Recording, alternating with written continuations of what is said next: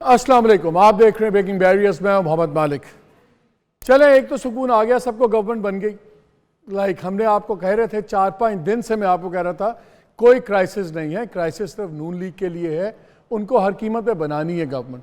आपको याद है 3-4 दिन पहले मैंने इसी स्क्रीन पे आपसे बात करते हुए कहा था कि मंडे की डेडलाइन दे दी गई है PMLN को और पीपल्स पार्टी को कि मंडे की रात तक, मैक्सिमम ट्यूसडे तक आप लोग अपने फैसले कर लें। अगर आप नहीं करेंगे तो फिर शायद बड़े फैसले ले लिए जाएं। और फिर हमने देखा कल रात गए, अनाउंस हो गया, प्रेस कॉन्फ्रेंस हो गई और सारा हंकी डोरी काम हो गया। बड़ी जालिम चीज़ है सियासत।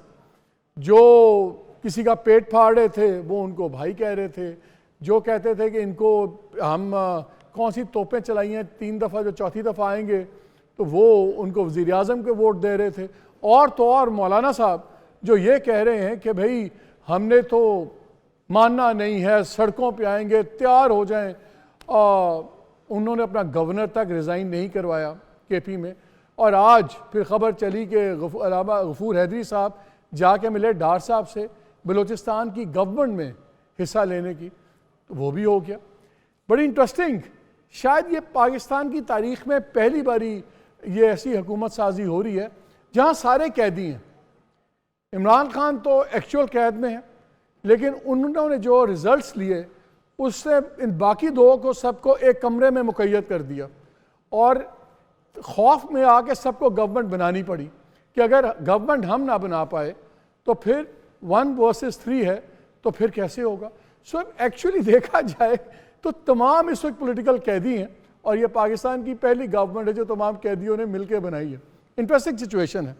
अब क्या होगा आगे, अभी आप सुन रहे हैं सुबह से कौन गवर्नर बनेगा, कौन, मैं उसमें आपको ज़्यादा बोर नहीं करूँगा, आप कॉन्स्टेंटली सुन रहे हैं। लेकिन 1-2 खबरें ज़रूर शेयर करूँगा। कल वो बात रह गई थी कि जी एक बड़ा फ़ैसला नवाज शरीफ साहब ने क्या किया है इसहाक डार साहब के बारे में। बड़ा फ़ैसला ये है कि उन्होंने कह दिया है कि ये एक स्टिकिंग पॉइंट नहीं बनेगा। और अब जो खबरें आ रही हैं नून लीग के अंदर से, वहाँ यही है कि जी फ़ैसला हो गया है कि डार साहब वज़ीर ख़जाना नहीं बन रहे। 2-3 नाम आपने देखा, अखबारात में भी आए, चल भी रहे हैं। एक औरंगज़ेब साहब का नाम चल रहा है जो chief executive officer and president हैं हबीब बैंक के। इलाना साहब का नाम चल रहा था जो चेयरमैन हैं हबीब बैंक के, बड़े हाईली कनेक्टेड हैं, कागा खान की सारी फाइनेंसिंग डील करते हैं, पिंडी के बड़े फेवरेट हैं, गल्फ़ में बड़ा उनको इन्फ्लुएंस है। लेकिन उनका नाम इसलिए आउट हो जाएगा, रेस में नहीं रह पाएंगे क्योंकि वो ड्यूल नेशनल हैं। शमशाद अख्तर साहबा का नाम चला, उस पर भी वो नॉन पॉलिटिकल, वो उसमें नहीं जाते। एक डार्क हॉर्स हैं सलमान अहमद साहब भी। ये मैकेंजी पाकिस्तान के हेड थे, MIT के ग्रेजुएट हैं, हार्वर्ड में के भी पढ़े लिखे आदमी हैं, वेरी कॉम्पिटेंट पर्सन। शहबाज साहब बड़ा उनको हाईली रेट करते हैं। तो आप बात सुन रहे हैं जो इस वक्त कि शायद औरंगज़ेब साहब और सलमान अहमद के दरमियान में हो। औरंगज़ेब अगेन वो भी स्टैनफोर्ड के पढ़े हुए हैं, very competent man, ABN AMRO और different international organization, JP Morgan, तमाम लोग बड़े ओहदों पे काम किया हुआ है। लेकिन उनके बारे में कहा जाता है कि वो इतने शायद अकोमोडेटिंग नहीं हैं जितना कि एक फाइनेंस मिनिस्टर को पाकिस्तान में होना चाहिए। तो वो ज़्यादा ही स्ट्रेट लाइन टो करते हैं, तो वो तो शायद पाकिस्तान में एक नेगेटिव हो जाए। लेकिन 2 फैसले बड़े हुए हैं। एक तो ये कि अभी तक जो आज का फैसला है कि डार साहब वज़ीर ख़जाना नहीं बन रहे और प्राइवेट सेक्टर से वज़ीर ख़जाना लाया जाएगा जो फेडरल मिनिस्टर होंगे। दूसरा, सेनेट चेयरमैन की बातें आप सुन रहे हैं, वो भी फैसला हो गया कि यूसुफ रज़ा गिलानी साहब चेयरमैन सेनेट बनेंगे और वो अपनी सीट नेशनल असम्बली की जीती है वो विकेट कर देंगे। अगरचे नाम शहरी रहमान साहिबा का भी चल रहा है, रज़ा रबानी साहब is not really in the good books of Asif Zardari, तो इसलिए वो तो किसी कीमत में मुझे नज़र नहीं आते। लेकिन ये है। गवर्नर सिंध की बड़ी इंटरेस्टिंग डेवलपमेंट हुई। गवर्नर सिंध का छोड़ दिया पीपल्स पार्टी ने, क्योंकि उनको भी एडवाइस दी गई और PMLN का भी आर्गूमेंट था कि आप पंजाब में ले रहे हैं तो सिंध में हमारा हो। लेकिन असल वजह ये थी कि ये फ़ैसला ले लिया गया था कहीं और पे कि MQM को गवर्नरशिप दी जाएगी सिंध की, और पीपल्स पार्टी अपने हाथ से नहीं देना चाहती थी। वो नहीं चाहते थे कल को कोई बात हो तो गवर्नर सिंध का इनके खाते पे सारे कहेंगे आप ही ने तो बनाया था इनको गवर्नर सिंध, तो वो MQM के साथ कोई ऐसा पब्लिक रिलेशनशिप इस्टेब्लिश नहीं करना चाहते। तो ये वाया भटिंडा वाली बात हुई है कि ये भी हो जाए कि 2 उनको गवर्नरी मिल गई, 2 इनको मिल गई, लेकिन सिंध की गवर्नरशिप सिर्फ इसलिए दी गई है PMLN को ताकि PMLN के रास्ते से, पतली गली से वो MQM को दे दी जाए। बलूचिस्तान का तो आप देख लीजिएगा, वहाँ पे सरफराज बुगटी ही चीफ मिनिस्टर होंगे। पंजाब गवर्नर का इंटरेस्टिंग है, कमर ज़मान कायरा साहब और नदीम अफजल चंद ये 2 हॉट फेवरेट्स हैं, लेकिन लग ये रहा है कि कमर ज़मान कायरा साहब के नाम ही कुरा निकलेगा, क्योंकि पीपल्स पार्टी एक रिवाइवल चाह रही है।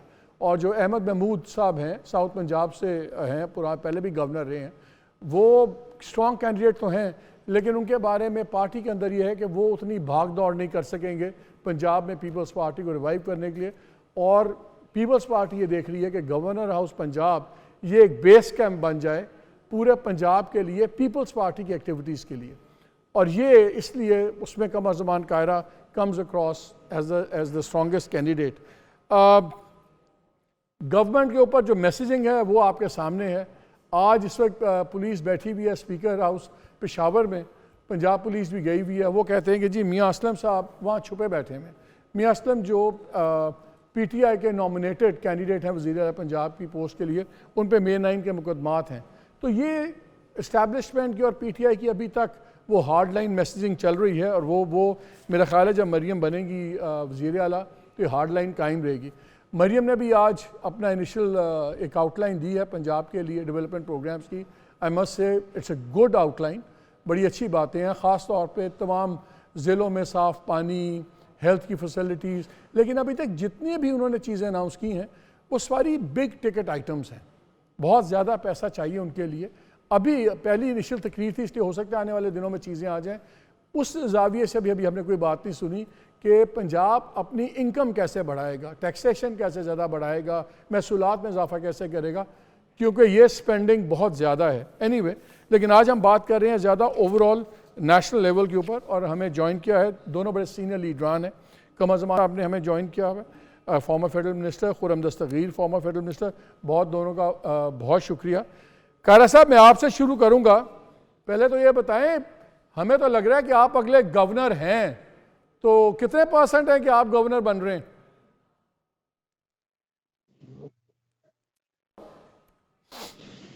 शुक्रिया मालिक साहब, ये आप जैसे दोस्तों की मोहब्बत है। बाकी पार्टी का फैसला है, जो पार्टी जिम्मेदारी दे। मेरी पार्टी ने हमेशा मेरी इज्जत रखी है, और मेरे लिए ये भी एक एजाज है कि जमात मुझे इस काबिल समझ रही है उस कंसिडरेशन में, तो शुक्र। बाकी जिसको लेकिन पार्टी का फैसला है। मैं अभी बात कर रहा था, आपने सुना होगा, मेरा इसलिए ख्याल ये है कि आपका इसलिए हमें नाम ज़्यादा स्ट्रॉन्ग लग रहा है। क्या पार्टी का प्लान ये है कि जो गवर्नर जो भी बने, तो गवर्नर हाउस फिर पार्टी का बेस कैंप बन जाएगा पंजाब में पॉलिटिकल एक्टिविटीज़ रिवाइव करने का, और होता ना एक अड्डा बन जाता है। तो क्या गवर्नर हाउस बड़ा प्रोएक्टिव पॉलिटिकल इन्वॉल्वमेंट एक्टिविटी में इन्वॉल्व होगा?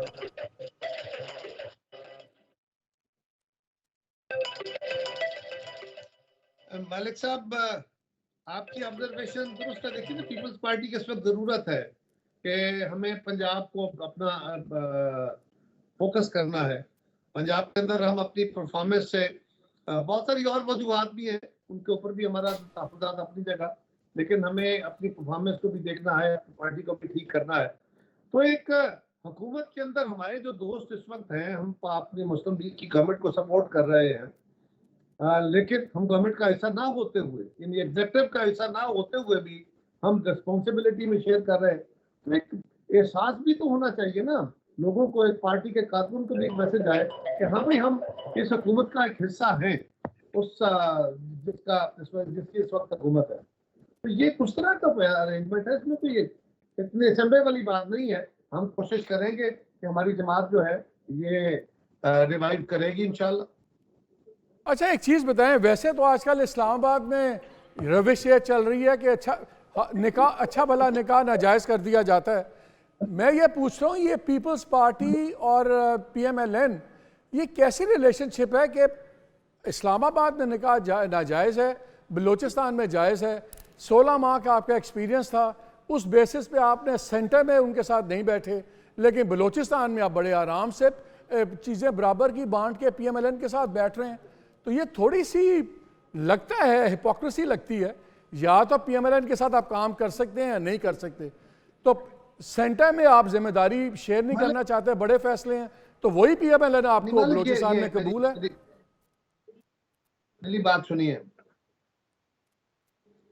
फेडरल में हमारे मुस्लिम लीग के साथियों की भी ये ख्वाहिश थी कि इस वक्त जो चैलेंजेस हैं, ख्वाहिश तो ये थी कि सारी जमातें इकट्ठी हो जाती, नहीं हुई। खान साहब ने सारे रास्ते बंद कर दिए। अब एक जमात को यकसुई के साथ काम करना चाहिए, ये ख्वाहिश मुस्लिम लीग की भी थी, ये ख्वाहिश बाकी लोगों की भी थी कि यार हमें जो भी हुकूमत हो वो अपना एजेंडा ड्राइव करके पाकिस्तान को इन बहरानों से निकाल सके। उसके लिए हमने अनकंडीशनल सपोर्ट दे दी है। अब सवाल ये है, कल अल्लाह करेगा, हमें तवक्को है, यकीन है, हम कोशिश करेंगे और आप भी दुआ करेंगे कि ये हुकूमत परफॉर्म करके पाकिस्तान को इन बहरानों से निकालने में कामयाब हो। खुदा न खास्ता ऐसा नहीं होता तो जिम्मेदारी के तौर पे तो मालिक ने मुझे कल कटहरे में खड़ा करना है कि आप हुकूमत बनवाने वाले थे, आप इसमें शामिल थे, तो आज आप बताएं कि आप कैसे कर सकते हैं। तो मैं जिम्मेदारी तो लूंगा, रिस्पॉन्सिबिलिटी मुझ पे आएगी, पावर में शेयर नहीं कर रहा। तो मैं तो सेक्रीफाइस कर रहा हूँ। जो बलूचिस्तान है वहां पे हम बराबर हैं, उनकी भी उतनी सीटें हैं, हमारी भी उतनी सीटें हैं, हमारे पास एक आध ज्यादा हो जाएगी उनके पास, तो इत्तेहादी हुकूमत बन जाएगी। यहाँ पे हमारा नंबर भी कम है और हम समझते हैं कि माजी के तजर्बे के मुताबिक भी, मुस्लिम लीग की ख्वाहिश के मुताबिक भी और चैलेंजेस को सामने रखते हुए भी कि मुस्लिम लीग को मुकम्मल तौर पे एग्जीक्यूटिव अथॉरिटी में आज़ादी हो, लेजिस्लेटिव बिजनेस में हम उनको सपोर्ट करें ताकि वो पाकिस्तान को इन बहरानों से निकाल सके।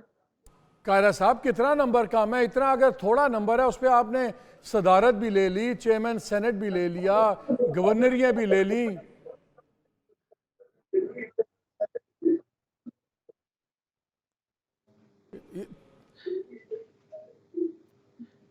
ये थोड़ा सा एग्जीक्यूटिव अथॉरिटी तो नहीं ली ना मालिक साहब। सदारत तो एक सिंबल है, एक सिंबॉलिक ओहदा होता है ना, उसके पास कोई अथॉरिटी तो नहीं है। आसिफ जरदारी साहब माजी में जब सदर थे, पावरफुल सदर थे, तो तब पावरफुल इसलिए थे कि मरकज में पीपल्स पार्टी की हुकूमत थी। आरिफ अलवी साहब कितने पावरफुल सदर हैं, इतने ही पावरफुल सदर होते हैं। गवर्नर के पास कितना इख्तियार होता है, तो गवर्नर तो एक सिंबॉलिक ओहदे है, सदर का भी एक सिंबॉलिक ओहदा है। ठीक, जरा इनको भी, मैं खुरम साहब को भी ले आऊं।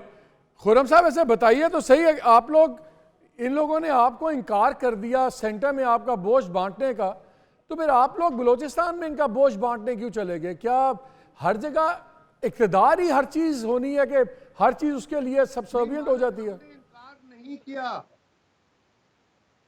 क्या सर? ये हमारे दोस्तों ने, इनका भी ये ख्वाहिश थी।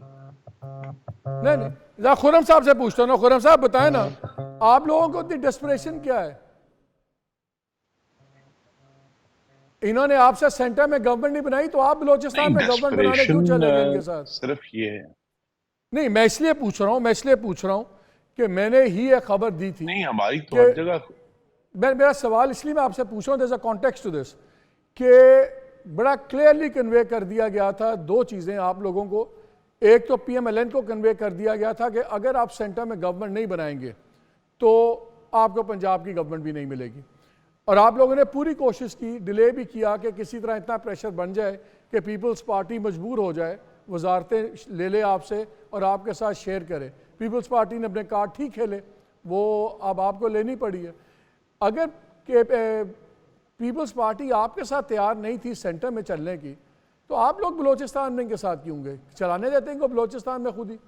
वहाँ भी किसी ने आपको कहा था कि नहीं, आप लोग बलूचिस्तान को तो बिल्कुल कोई छेड़खानी ना करें?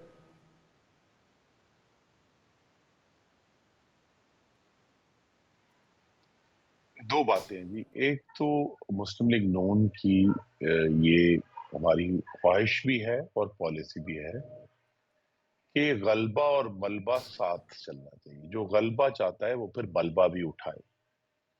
तो पीपल्स पार्टी ने वफाक में मलबा उठाने से इनकार कर दिया। उन्होंने कहा जी हम एग्जीक्यूटिव अथॉरिटी नहीं लेंगे, लेकिन अगर एक मुस्बत रिलेशनशिप के जरिए गवर्नमेंट चलती है। अभी देखिए सिर्फ यहाँ सामने स्पीकर और चेयरमैन सेनेट और सदर का बात नहीं है, 3 महीने बाद बजट आना है। बजट का पास करवाना भी उतना ही अहम है जितना हुकूमत बनाना। तो यहाँ अगर एक मुस्बत रिलेशनशिप के जरिए पार्टियां आपस में एक साथ चलती हैं, तो कोशिश तो वही होगी कि पाकिस्तान जो मुआशी इस वक्त गिरावट का शिकार है, उसको इस्तेहकाम दिया जाए। तो सियासी इस्तेहकाम पहले आएगा, उसके बाद मुआशी इस्तेहकाम आएगा। लेकिन मुझे और ये बाहर बताएं, सूबों में जो हुकूमतें हैं, उनका बराह रास्त पाकिस्तान का जो मुआशी इस्तेहकाम है उससे उस पर ज्यादा असर नहीं है। देखिए हमें वफाक से ही जो मुआशी इस्तेहकाम है उसका मंबा फूटता है, क्योंकि तमाम जो मेजर पॉलिसीज हैं वो सारी वफाक में बननी है। इसलिए वफाक का जो सियासी इस्तेहकाम है वो ज्यादा जरूरी है। लेकिन खुर्रम एक सूबों में चीज तो सिर्फ ये बताएं, है कि आपने एक खिदमत का मुकाबला करना आपने है, कहा जो कि इंशाल्लाह बलूचिस्तान में भी करेंगे। उन्होंने कहा कि जी आपने कहा जब जिनको गलबा चाहिए उनको मलबा भी उठाना चाहिए, वफाक में नहीं हो रहा। लेकिन जब बजट पास होगा और फिर IMF के साथ बातचीत होने के बाद जब और सख्त पॉलिसी डिसीजंस होंगी, बजट में भी पीपल्स पार्टी आपके साथ मिलकर पास करवाएगी। IMF प्रोग्राम की जो शराइत हैं उनकी पॉलिसीज़ को भी सपोर्ट करेगी, उनकी बेसिस पे ही आप लोग वो कर सकेंगे। तो क्या पीपल्स पार्टी मलबे से बच सकेगी, जो इनका ख्याल है?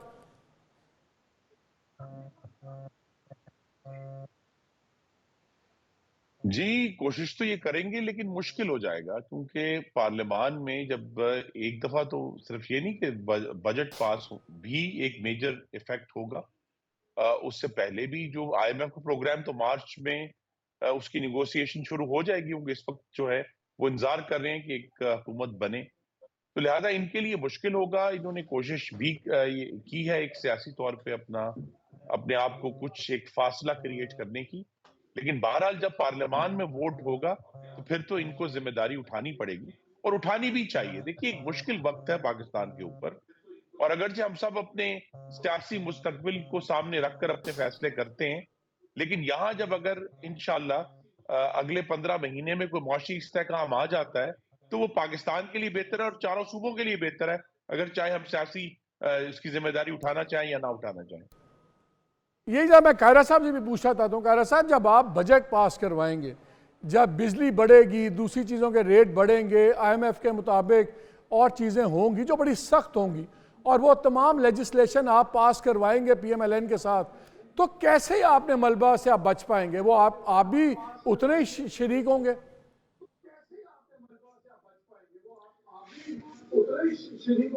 मैंने तो पहले कहा कि आप मुझे कटहरे में खड़ा करके पूछ रहे होंगे कि भाई तुम तो हुकूमत बनवाने वालों में थे, तुमने हुकूमत चलवाई है, तुम कैसे से बच सकते हो। मैं तो कह रहा हूं कि मैं तो उस रिस्पॉन्सिबिलिटी से नहीं मुफर कर रहा, लेकिन अगर मेरे भाई को मेरी बात पे यकीन नहीं है कि और इनको शक है कि हम मलबे से बच रहे हैं, अल्लाह ना करे ये मलबा पड़े, हम तो चाह रहे हैं कि ऐसा हो ही ना, लेकिन इन्हें चाहिए कि अपनी क़यादत से जरा इस पे क्लियरेंस ले लें कि हमने वजारतें लेने से इनकार किया है या आपकी ख्वाहिश थी कि हमें क्लीन सारी गवर्नमेंट मिले और हम आसानी के साथ अपना काम कर सके, ताकि हम मीडिया पे बैठ के इस तरह के सवालों के जवाब ना दे पाए। ये तलखियां पड़ती हैं। पहले क्लियरेंस ले लें कि हमने इनकार किया है वजारतें लेने से या आपकी तरफ से ये था कि हमें ये दिया जाए। ये जरा आपने बड़ी इंटरेस्टिंग बात की, आप तो निगोशिएशन में थे, ये जरा हमें क्लियर करें, क्या ये लोग चाह रहे थे कि गवर्नमेंट खुद अपनी मर्जी की बना के भरपूर तरीके से चलाएं, और ये आपको कोई मीनिंगफुल वजारतें देने पे तैयार नहीं थी PMLN?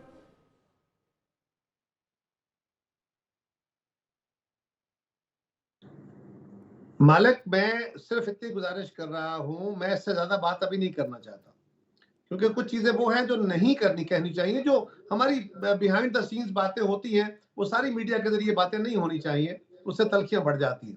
मैं तो सिर्फ ये कह रहा हूं कि ये कहना कि पीपल्स पार्टी इस जिम्मेदारी से भागी है, सिर्फ इसके जवाब में मुझे ये कहना पड़ा है, वरना बिल्कुल नहीं। और मैं कह रहा हूं कि मैं जिम्मेदारी के साथ खड़ा हूं, मैं पावर में नहीं हूं, लेकिन मैं आपका अगर खुदा न अल्लाह ना करे वो कोई मलबा हो तो उस मलबे का मैं भी हिस्सेदार हूंगा। खुरम साहब, बड़ी बिटवीन द लाइंस बड़ी बात की है कायरा साहब ने। उन्होंने बड़ा कैटेगोरिकली ये नज़र, जो मैंने रीडिंग किया बिटवीन द लाइंस, वो ये है कि आप लोग एक टोकन प्रेजेंस चाहते थे कि इनको 5-6 वजारतें पकड़ा दें जो इतनी इफेक्टिव या सही मानों में मीनिंगफुल ना हो, ताकि ऑप्टिक्स के तौर पे गवर्नमेंट का हिस्सा बन जाएं, लेकिन जो अहम वजारतें हैं जिन्होंने डिसीजन मेकिंग से पूरा निज़ाम चलेगा या इम्पैक्ट होगा, वो देने पे तैयार नहीं थे। तो बेसिकली तो फिर आप लोगों ने खुद ऐसी ऑफर दी जो ये लेने चाहते भी तो इनके बस में नहीं था।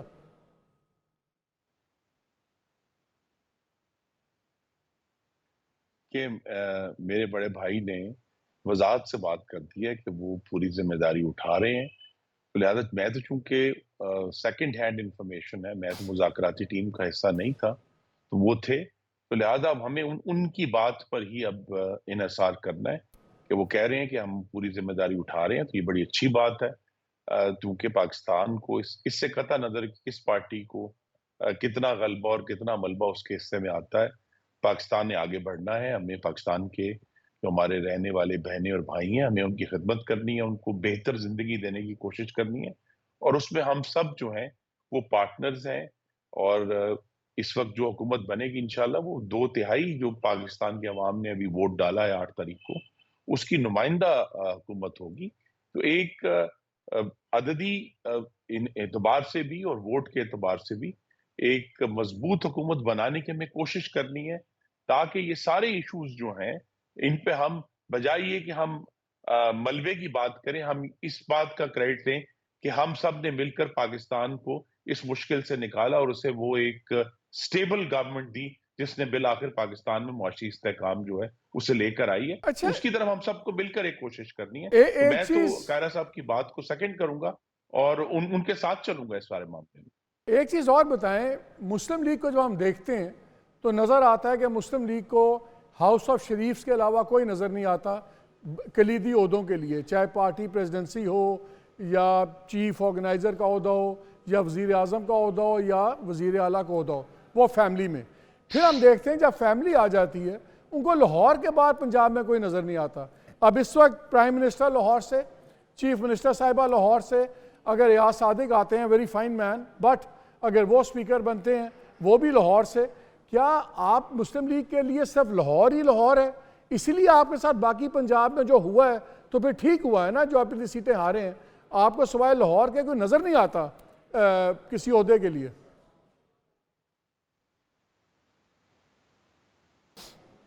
ये आपकी राय हो सकती है, लेकिन पार्टी के अंदर कंसेंसस है। सबसे बड़ा कंसेंसस तो यही है कि जिन हमारे कायदीन को नॉमिनेट किया गया है, पूरी पार्टी उनके पीछे खड़ी है और इंशाल्लाह पंजाब में भी और वफाक में भी हम उनको सपोर्ट करेंगे।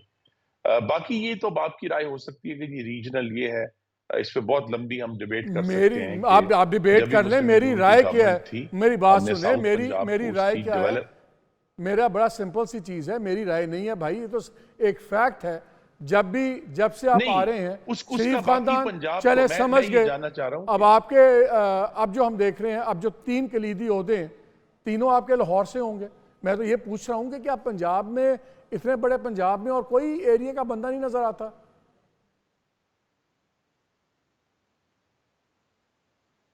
नहीं, देखिए, मैं ज्यादा दिन नहीं गुजरे, शाहिद खाकान अब्बासी भी इस मुल्क के वजीर आज़म बने थे, जो कि शरीफ खानदान से उनका कोई रिश्तेदारी नहीं है, लेकिन वो पार्टी के एक सीनियर रहनुमा थे। अब उससे करता नजर कि अब उनकी राय मुख्तलिफ है, लेकिन पार्टी ने वक्तन फवक्तन जहां एक स्पेस क्रिएट हुआ, एक जो काबिल लोग थे उनको मौका दिया है। लेकिन आपको याद है शाहिद खाकान अब्बासी साहब, कर सकते हैं, लेकिन इसलिए मैं कह रहा हूँ कि जब भी मुस्लिम लीग नून को हुकूमत मिली है, शाहिद खाकान अब्बासी साहब का जब अनाउंस हुआ था, उससे पहले अनाउंसमेंट उन्होंने सुन ले, उससे पहले अनाउंसमेंट, पंजाब को उससे पहले अनाउंसमेंट पॉपुलेशन से ज्यादा शहबाज शरीफ साहब की हुई थी। फिर फैसला तब्दील हुआ कि नहीं, वजारत आला पे हमें ज़्यादा ज़रूरत है, काम हमने करना है। तब भी पहली अनाउंसमेंट शहबाज साहब की हुई थी, बाद में आए थे अब्बासी साहब। He was not the first choice, ये नहीं हुआ था मियाँ साहब के बाद स्ट्रेट बने हैं, तो उसमें भी पहले वही खानदान ही आया था। But that is okay, we are okay with that. फैसला साजी का अमल जो है दैट्स अनदर डिबेट। लेकिन जो असल बात मैं ये आपसे कहना चाह रहा हूँ कि मुस्लिम लीग नून की जो हुकूमत थी पंजाब में 2018 तक, उसने फॉर एग्जांपल साउथ पंजाब को उसकी जो आबादी है उससे ज्यादा बढ़ के डेवलपमेंट बजट एलोकेट हुआ। पूरे पंजाब में राजनपुर से लेकर अटक तक अल्हम्दुलिल्लाह डेवलपमेंट का काम हुआ, जो आज भी अपनी जगह पर नहीं खड़े सर, हैं साउथ और साउथ नजर आ रहे हैं। पंजाब का अस्पतालों में काम साउथ हुआ, पंजाब मेडिकल का कॉलेजेस बने, दूसरे साउथ कॉलेजेस पंजाब बने। का 32% प्लस बजट मिलना चाहिए था, वो नहीं मिला था।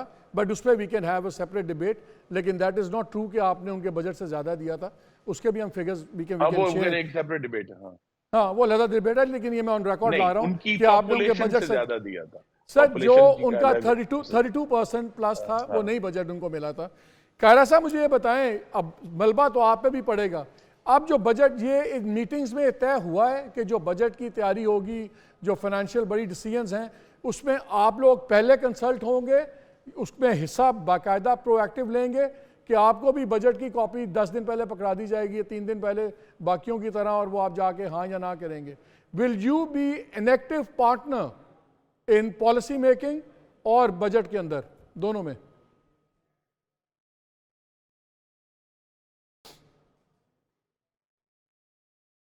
करूं छोटी सी एक वजाहत। अभी आपके प्रोग्राम में जो टिकर चल रहा है उसमें मेरे नाम से ये बात चल रही है कि गवर्नर के लिए मेरी नामजदगी पे मैंने शुक्रिया अदा किया है। मेरी कोई नामजदगी नहीं हुई। ये नाम मीडिया के अंदर डिस्कस हो रहे हैं। मैंने ये कहा है कि ठीक, मेरी हाँ, जमात जो भी ठीक, फैसला नहीं, करेगी मैं ठीक मेरे करवा लिए देता हूँ, मैं मुताबिक ठीक करवा ये देता जरा हूँ। करेक्ट करा दीजिए। अभी ये भी अभी हो जाता है ठीक। हाँ, और अब दूसरी वो क्या है, लड़के से करते करते बाजू का लिखते में गलती लग जाती है। तो ये बात मालिक एक बड़ी सिंपल है। हमारा अपना एजेंडा है, मुस्लिम लीग का अपना एजेंडा है। मुस्लिम लीग अब लीड पार्टी है, हम एग्जेक्टिव में नहीं हैं। उनको ये हक हासिल है कि वो बजट बनाए। हमें इस बात पे उम्मीद भी है, उम्मीद से ज्यादा यकीन भी है कि वो बजट साजी के अमल में भी अपने इत्तेहादियों को साथ लेके चलेंगे, उनसे मशवरा करके चलेंगे। लेकिन हम ये कहें कि जी हम सारी अपनी कुछ शराइत बनवा के चलेंगे, ये करेंगे, नहीं। इस वक्त पाकिस्तान जिन हालात का शिकार है, हमें किसी तलखी की तरफ जाए बगैर इस तवक्को के साथ, इस उम्मीद के साथ, इस वादे के साथ कि हम मिल के ये लेजिस्लेशन करेंगे, मुशावरत करके करेंगे और इंशाल्लाह ठीक होगा। जी, वक्त है एक छोटी सी ब्रेक का। भी बहुत सी सेंसिटिव बातें हैं, जरूर सुनिएगा। स्टे विद अस।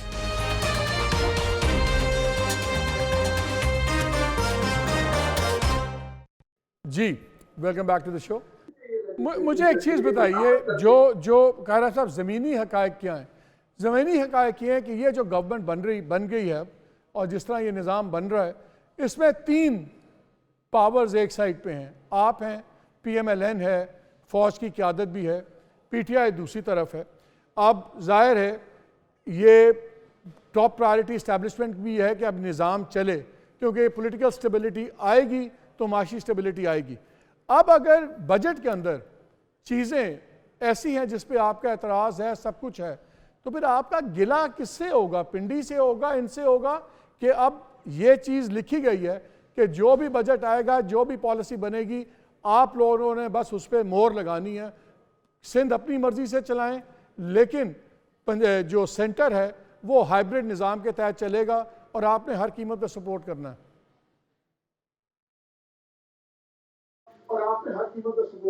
मालिक इस तरह डिक्टेशनें नहीं चला करती, नहीं हम कोई इस तरह के मुआहदे लिखे जाते हैं, मुशावरतें होती हैं।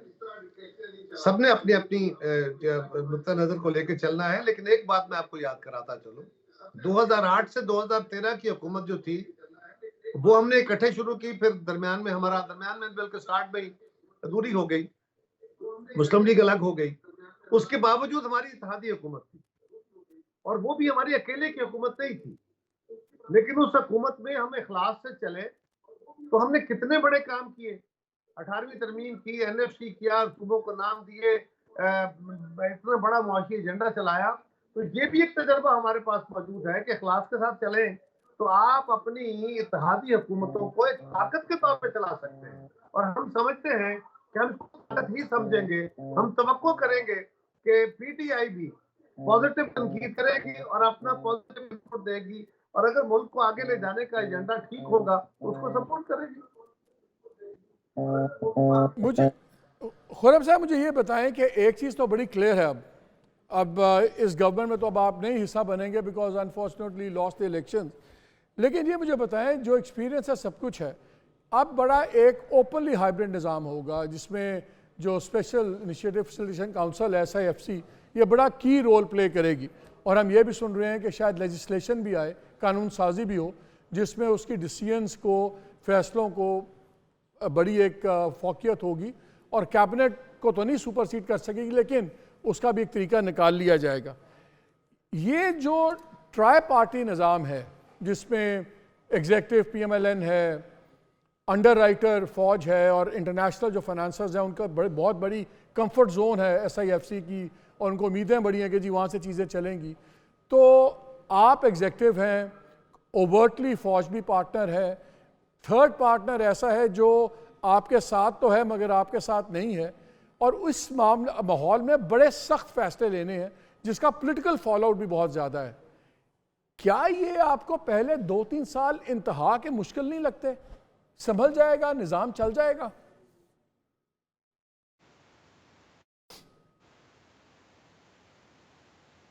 जी, बहुत बड़ा चैलेंज है। दो इश्यूज हैं सबसे ज्यादा जो अवाम के रिलेटेड है। पहली बात तो ये है कि क्या महंगाई को कंट्रोल करने में जो आने वाली हुकूमत है वो कामयाब होती है या कम से कम स्टेबलाइज करने में कि कीमतें बढ़ना रुक जाएं। वहाँ उसमें ज़ाहिर इंटरनेशनल भी एक रोल होता है, ऑयल प्राइसेस का भी हमारे, लेकिन उसके साथ ही जो जहां से SIFC का ताल्लुक है वो ये है कि क्या पाकिस्तान अपना जो फॉरेन एक्सचेंज अकाउंट है उसको स्टेबलाइज कर पाता है या नहीं। यहाँ SIFC का रोल है कि क्या हम वो लार्ज स्केल बैनुल-अक़वामी सरमायाकारी ला सकेंगे, ये जो हुकूमत आने वाली है, जिसके जरिए फिर एक सेंस आए कि पाकिस्तान का जो फॉरेन एक्सचेंज अकाउंट है वो स्टेबलाइज हो गया है। तो ये सब ऐसे सवाल हैं जिनका जवाब देना मुश्किल है, लेकिन अगर आने वाली हुकूमत में जो वज़रा हैं और वज़ीर-ए-आज़म उस पे पूरी मेहनत करेंगे, और जिस तरह मैंने कहा अगर वो 1 या 2 या 3 ममालिक से बड़ी सरमायाकारी लाने में कामयाब होते हैं, जो फिर पाकिस्तान के सरमायाकारों को ये सिग्नल दे सके कि भई अब मुल्क जो है वो स्टेबिलिटी की तरफ जा रहा है, तो मामला आगे चलेगा। इसलिए जो आने वाले 15 माह हैं, एक तो ये आने वाला बजट जून का, लेकिन जो अगला जून तक का जो वक्त है वो इंतहाई अहम है क्योंकि उसमें ये फैसला हो जाएगा कि हुकूमत की सिमत क्या है, और इसीलिए हमें अपने पार्टनर्स की भी जरूरत पड़ेगी बार बार, चूंकि हमें पार्लियामान में, और ये भी मेरी तवक्को है कि जो आने वाली हुकूमत है वो अपने जो पार्टनर्स हैं पाकिस्तान पीपल्स पार्टी और दूसरी जमातें जो ज्वाइन करेंगी, उनको बजट के मामले में भी और जो तमाम फाइनेंशियल इश्यूज हमारे सामने आ रहे हैं उनके साथ वक्त पर मुशावरत होगी ताकि हम ये वो अहदाफ हासिल कर पाए। तो यहाँ जो आने वाली हुकूमत है उसकी सबसे बड़ा जो चैलेंज है, उन्होंने वो रिजल्ट्स प्रोड्यूस करने हैं। अगर तो रिजल्ट्स प्रोड्यूस होगी तो वो गवर्नमेंट जस्टिफाई होगी, अगर रिजल्ट प्रोड्यूस नहीं होता 15 से 24 माह में, तो फिर एक बहुत बड़ा नया पॉलिटिकल क्राइसिस भी जनरेट होगा और इकोनॉमिक क्राइसिस तो मौजूद है ही। आपने अभी बात की महंगाई की, मुझे याद है ऑब्वियसली आप लोग ब्लेम करते हैं इमरान खान गवर्नमेंट को। जब इमरान खान की गवर्नमेंट थी तो मैं उनकी इकोनॉमिक पॉलिसी का बड़ा नाक़िद था, बहुत क्रिटिसाइज मैं करता था बिकॉज उनकी भी बहुत चीज़ें गलत थी। लेकिन जब महंगाई हमने देखी बहुत ज़्यादा इसलिए भी आई, उसकी बड़ी हद तक जिम्मेदार मेरे नज़दीक इसहाक डार साहब थे, जब उन्होंने 5-6 माह IMF वाली निगोसिएशंस डिले की, लटकाई, और उसमें पिछले साल के मुताबिक ईयर टू ईयर को 30 से 35% महंगाई बढ़ी, डॉलर ऊपर नीचे हुआ, सब कुछ हुआ। अब IMF के साथ क्रिटिकल निगोसिएशंस होनी है और बाकी भी जो हमारे लैंडिंग एजेंट्स हैं सब कुछ हैं।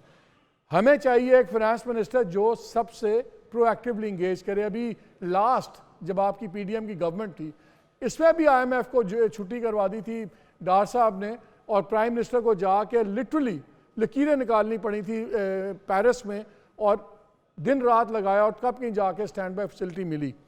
क्या इन हालात के अंदर जो हम सुन रहे हैं कि फैसला हो गया कि प्राइवेट सेक्टर से एक फाइनेंस मिनिस्टर आएगा, और मियाँ साहब ने मेरी इत्तला के मुताबिक ये कह दिया है कि अगरचे उनकी फ़र्स्ट चॉइस डार साहब हैं मगर ये पॉइंट ऑफ कॉन्फ्लिक्ट नहीं बनेगा, इंस्टीट्यूशन भी इनके बारे में इतना नहीं है, क्या ऐसे मौके पे प्राइवेट सेक्टर से एक technocrat finance minister, is it a good idea?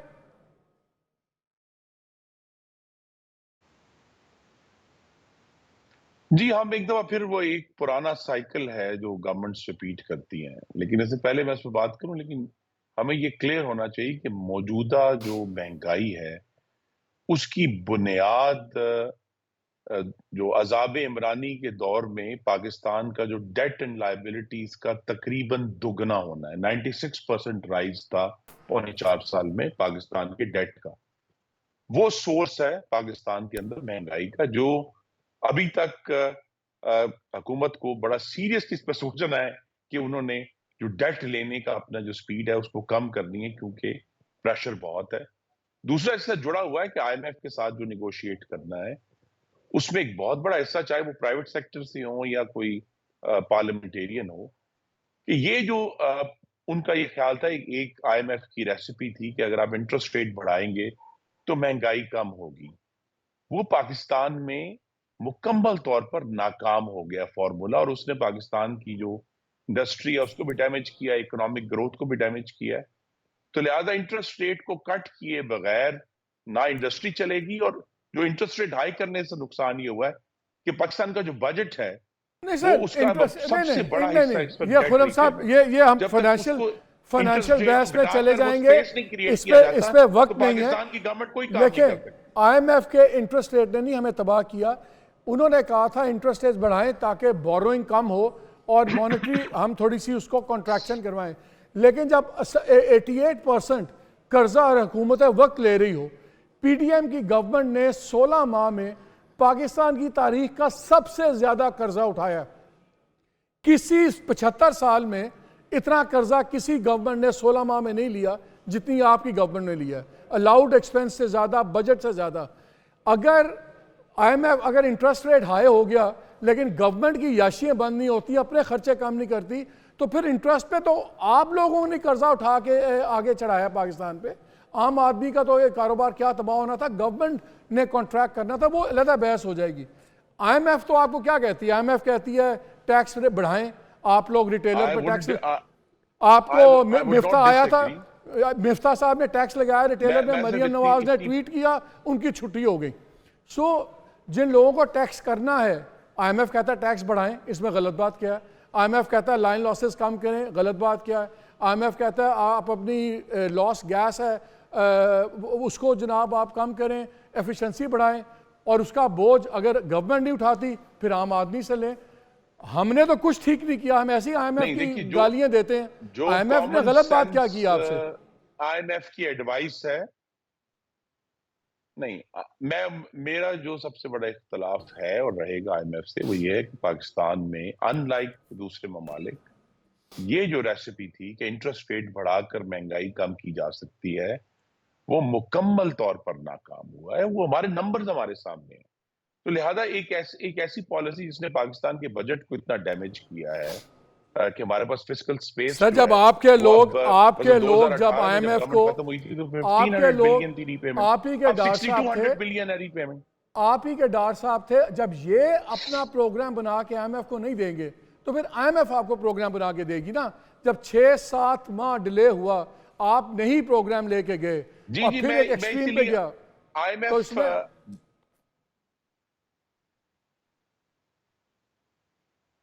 नहीं। देखिए, इसीलिए मैं कह रहा हूं कि आईएमएफ बजाय ये कि हम आईएमएफ के कहेंगे जी आईएमएफ गलत है, जिम्मेदारी बहरहाल पाकिस्तान की हुकूमत की है।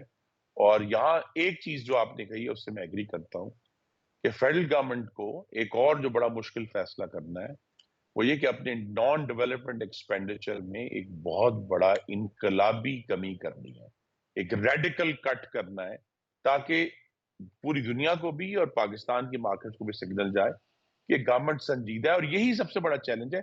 इसके मंदरजात के ऊपर बहस हो सकती है, लेकिन आने वाली हुकूमत ने पाकिस्तान के सरमायाकारों को, लोगों को और दुनिया को भी ये बताना है कि जी वो संजीदा है और मुश्किल फैसले लेने की सलाहियत रखती है। तो अगर ये पहले 3 महीने में इंशाल्लाह जब शहबाज शरीफ साहब वज़ीर आज़म बनेंगे वो ये सिग्नल भेज देते हैं तो पाकिस्तान की इकोनॉमी स्टेबलाइज होना शुरू हो जाएगी और हमारे जो इंटरनेशनल पार्टनर्स हैं वो भी पाकिस्तान की सपोर्ट करेंगे इंशाअल्लाह। कायरा साहब, एक पॉलिटिकल सवाल, ये भी बहस इकॉनमी की तरफ चली गई। गवर्नर, आपकी पार्टी का गवर्नर आ जाता है, आप हों या कोई और हो, गवर्नर आ जाता है, आपने खुद कहा कि हमारा बेस कैंप होगा और हम पार्टी को ज़ाहिर है एक बेस चाहिए, सारा चलेगा।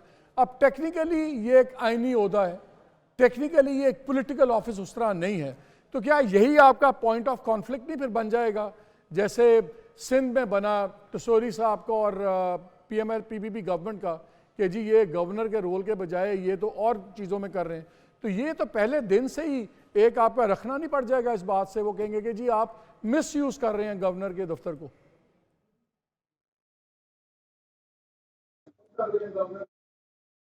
पहली बात तो यह है कि हमारे पार्टी के ऑफिस अपनी जगह मौजूद है। आप हमारे पार्टी के ऑफिस अपनी जगह मौजूद है, हमने गवर्नर हाउस को पार्टी ऑफिस नहीं बना देना। मसला यह है कि हम मरकज में वजारतें नहीं ले रहे, हुकूमत का हिस्सा बन रहे हैं।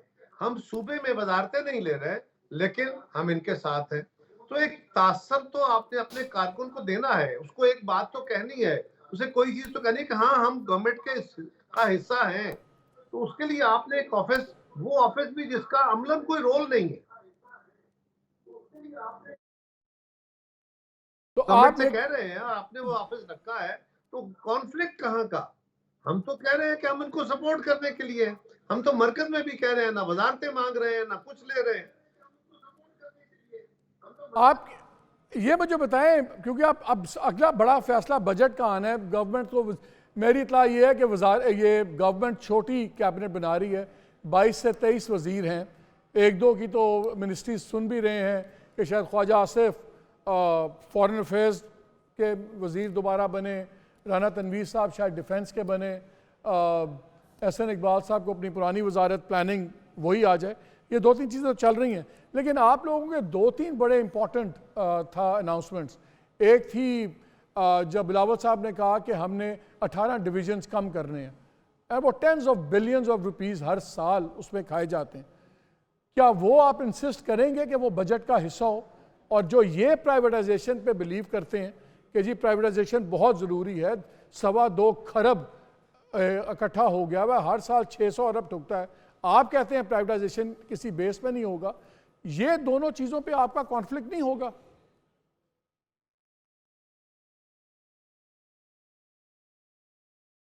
मालिक, हमारे कई चीजों पे कॉन्फ्लिक्ट है, हम मुखालिफ जमाते हैं, हमारे अपने अपने मैनिफेस्टोज हैं, लेकिन एक बात याद रखिए, अगर इनका इशू प्राइवेटाइजेशन है तो हम भी कह रहे हैं कि जो चीजें, जो स्टेट का लॉस हो रहा है वो तो खत्म होना चाहिए, कोई दूसरी राय नहीं है इस पे, उसके मोड के ऊपर कैसे होना चाहिए। दूसरा, जो बजट का इशू है, यकीनन मुस्लिम लीग का अपना एजेंडा प्रेफरेंस होगी। बजट से पहले हम बैठ के, मैंने पहले सवाल का जवाब दिया कि हम आपस में मशावरत करके वो भी हमें ऑन बोर्ड लेके चलेंगे, लेकिन जो कट लगने हैं, यकीनन बहुत बड़े बड़े कट्स की जरूरत है नॉन डेवलपमेंट बजट के ऊपर। ये कहने में बड़े आसान हैं, लेकिन मुल्क के हालात को सामने रखते हुए कितने मुश्किल फैसले करने होंगे। इस मुश्किल फैसलों में हम हुकूमत के साथ हैं। वजारतें कट करने का आपने मुझसे पूछा, तो वो तो हमने कौम के सामने अपना इलेक्शन मैनिफेस्टो रखा था कि ये हमारा मैनिफेस्टो है, इस पे अमल करने के लिए आप हमें वोट दें। अब हमारे पास उतना वोट नहीं आया, हम कोशिश करेंगे कि जितना हमारा एजेंडा मौजूदा हुकूमत अपना एजेंडे के साथ लेके उसको मैच करके चला सकती है वो जरूर चले। जहां तक ये है कि वजारतें खत्म करनी है, वजारतें खत्म करने की लॉजिक तो सामने है कि वो महकमे जो 18वीं तरमीम में डिवॉल्व हो गए, उनकी वजारतें यहाँ खड़ी करके ये डुप्लीकेशन खत्म की जाए। वजारतें खत्म करने का शौक तो नहीं। लॉजिक तो प्राइवेटाइजेशन की भी बड़ी स्ट्रांग है कि जो इतने सालों में जो लूट मची हुई है ख़त्म करें, वो आप लोग फिर उसको चलाने की बातें कर रहे हैं। लॉजिक तो प्राइवेटाइजेशन की बहुत स्ट्रांग है।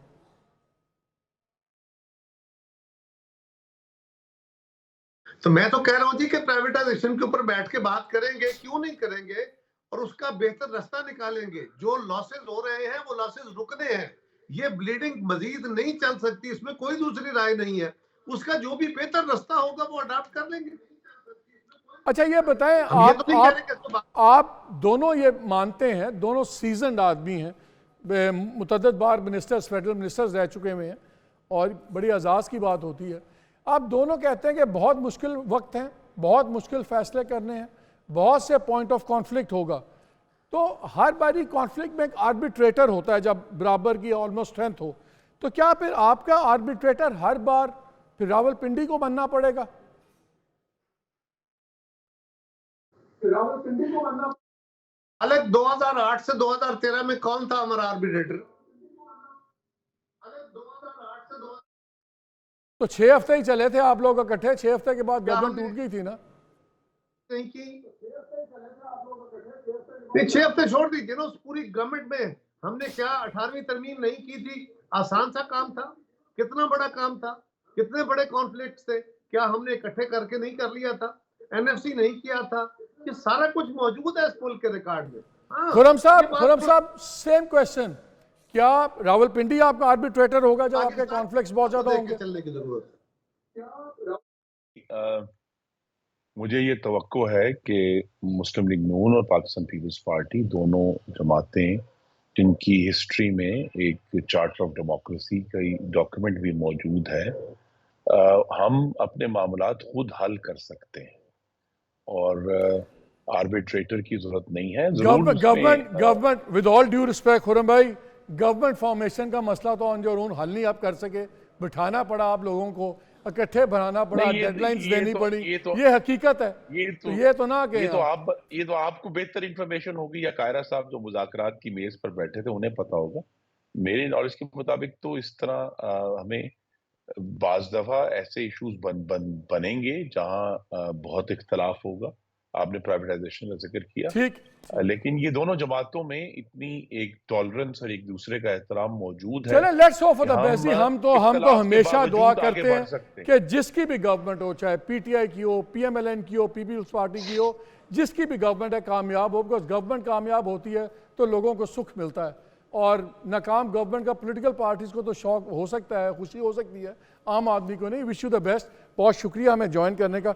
नाज़रीन, फैक्ट बड़े क्लियर है, पार्टीज को बिठाना पड़ा, किसी को पार्टीज को डेडलाइन देनी पड़ी, वरना ये भी अगले हफ्ते पे जा रहा था। जैसे मैंने कहा था, मंडे रात की डेडलाइन थी, फिर ट्यूसडे रात की फाइनल डेडलाइन थी, फिर अनाउंस होना पड़ा। और ये क्लियर है कि आगे भी जो कॉन्फ्लिक्ट्स हैं, तो जिस गोंद ने उनको जोड़ा है वो गोंद बार बार इस्तेमाल होगी। तो मेरी तो एक ही सजेशन है कि जिस कमरे में पिछले 2-3 दिन मीटिंग्स हुई, वहाँ पे जो कॉफ़ी है, उस कॉफ़ी बॉट को keep it boiling, don't let the coffee grow cold, because आने वाले दिनों में शायद उन्हीं कमरों में और मीटिंग्स भी करनी पड़े अगर इस निज़ाम को चलाना है, अगर पॉलिटिकल स्टेबिलिटी कायम रखनी है। बिकॉज पॉइंट्स ऑफ कॉन्फ्लिक्ट ज़्यादा हैं, पॉइंट्स ऑफ पॉलिसी कन्वर्जेंस कम है, और जब ऐसे दो लोग हों, भले ही जो लोग मर्जी कहते रहें, आपको ही पता है, मुझे ही पता है आर्बिट्रेटर कौन है, आर्बिट्रेटर को खुद भी पता है। तो इसलिए मेरा ख्याल है आप ग्राउंड रियलिटीज़ को सारे रिकनसाइल करें, और जैसा मैंने कहा है कि पहली बार हुकूमत बनी है, तमाम कैदियों ने मिलकर बनाई है, तो अब सब कैदियों से बातचीत करें ताकि मुल्क आज़ाद हो सके। इजाज़त दीजिए, अल्लाह हाफ़िज़।